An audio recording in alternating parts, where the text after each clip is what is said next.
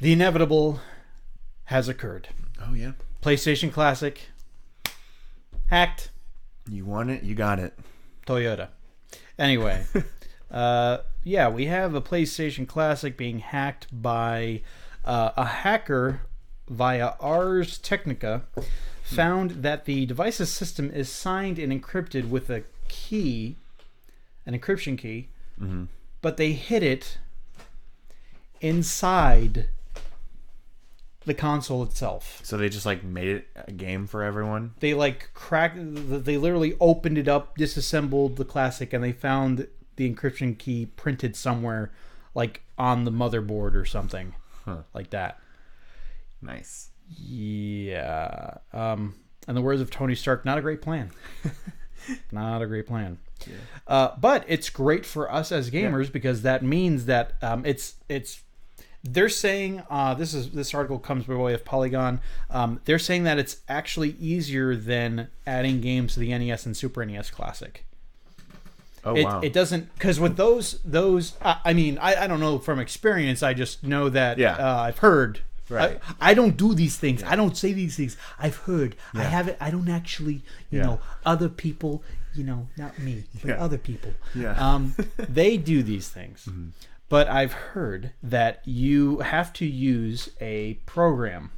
It's called Hackchi, and that allows you to interface with the classic systems, and then add and remove games, add cover art, all that stuff. Apparently, you don't even have to do that with this method. All you have to do is take a thumb drive, put the right files on it, and make sure that they're formatted correctly. Like emulators online?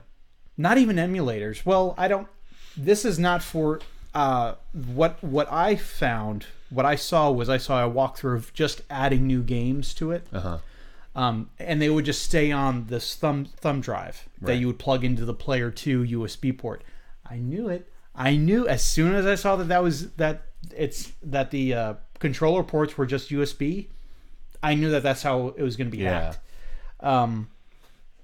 And that's how the keyboard hack works, by the way, too, getting to the hidden settings. So what they've done here, though, is you just have a certain settings, like a folder. You could basically just drag and drop it into your USB root folder, and then you make another folder for your games and your cover art, and that's it. That's pretty much it. Wow. And then you can throw any games on there, and it'll run. What's the status on how many you can put on there without having to take some off? Do we know? Do we have like a... Well, here's how... So the ones that are on there right now, those don't go anywhere. They just stay on the system. What you're doing is you're adding games to your thumb drive, and it's just playing them off that thumb drive.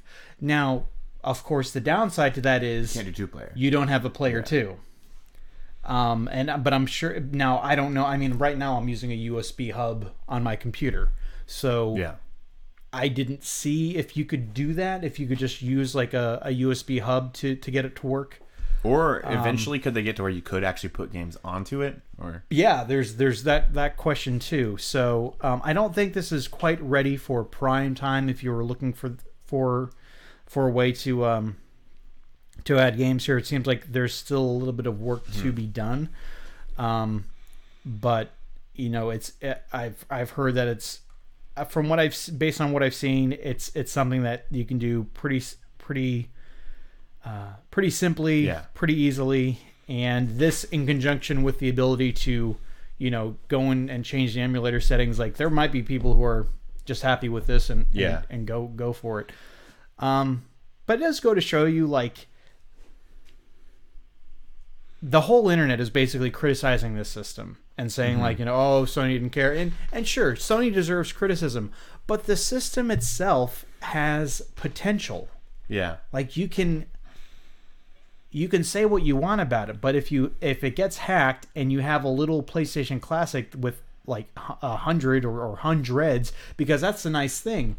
Well, you could, I know with the NES Classic and Super NES Classic, you could do a USB hub and add thumbsticks so that you'd have like additional storage to it, so you can get even more games on there. That's possible. You can even do, I mean, goodness, you can probably even do that with an external hard drive connected through USB. And I know that you could actually do that, but here it's kind of, you don't have to get the hub to do that. You just basically the size of your thumb drive or the size of your hard drive. Yeah. Sky's the limit as to how many games you could throw. Yeah, you could just, if you fill up one, you could do another. Do another one, yeah. So a good step forward. Good step forward, and I mean, it's really not much to say this, but I'm still going to say it. Called it.